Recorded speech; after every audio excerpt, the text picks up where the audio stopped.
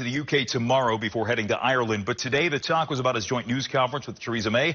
Let's talk about it. The entire visit, Alexander Hammond, British policy analyst and Young Voices contributor, up late live with me on the Final Five. Welcome in. Thank you for having me.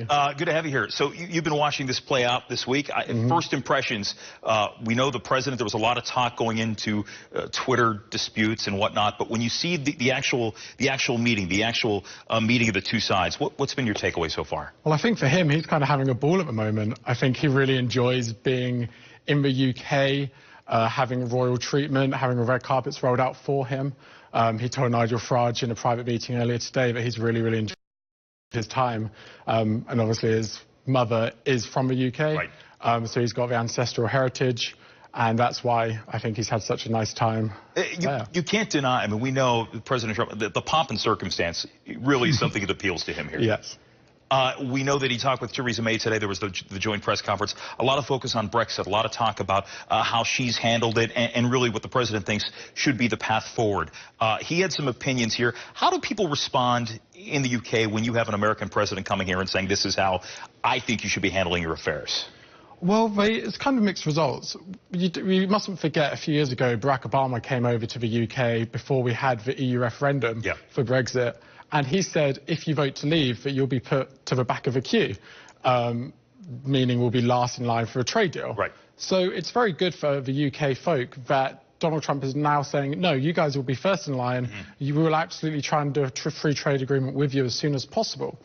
And it's quite important that he's doing this now because Theresa May is stepping down on Friday. Right. And he's talking about this big old British, UK, USA free trade agreement because he knows that the next Conservative leader, which will be the Prime Minister, is listening with opening ears at the moment. And he suggested this last year before Theresa May decided to kind of snub that offer and decide to try and join forces with the EU and create an EU customs union deal. So the president had some good things to say about Boris Johnson, who is clearly one of the, would you say he's a front runner? Yes, okay. Yeah. So he's been talking about Boris Johnson, somebody who they seem to have a lot in common, not just the fact that there sometimes seems to be a little bit of physical similarity, but that has nothing to do with his politics.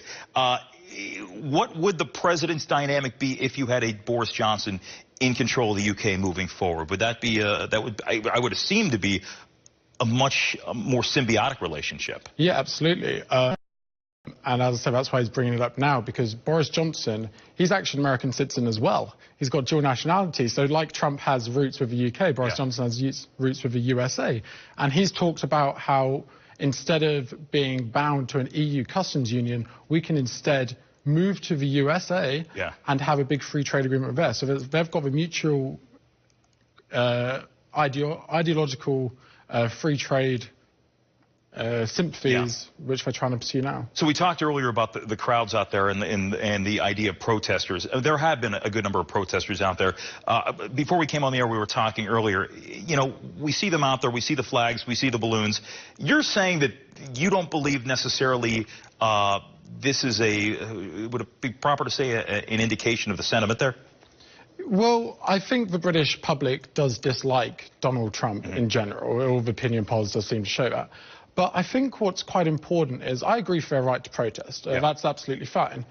People should be able to do that. And that's what part of the reason Donald Trump's in the UK is to celebrate D-Day, the 75th anniversary of our two great nations coming together and fighting the evils of Nazi Germany. Which we'll see tomorrow. That's when the actual ceremonies take place. Yeah, precisely. And D-Day happened so that we can have these freedoms today. And one of the freedoms is freedoms to assemble. But what I find a bit odd is that a lot of the people on the left are kind of in this weird frenzy of virtue signaling their dissatisfaction with Trump, whereas they're not holding other world leaders to the same standard. Last year we had Prince Salman from Saudi Arabia visit the UK, and there are a few protests, but hardly the same number. And there's been so much made about the relationship between MBS and Jared Kushner. Here, I mean, we've seen a lot of people complaining or making light of that relationship there, but you just didn't see that sort of reaction in the UK at the time. Yeah, and it was exactly the same in 2015 when Xi Jinping visited from China. China's a place where there's over 1 million Muslims in imprisonment camps.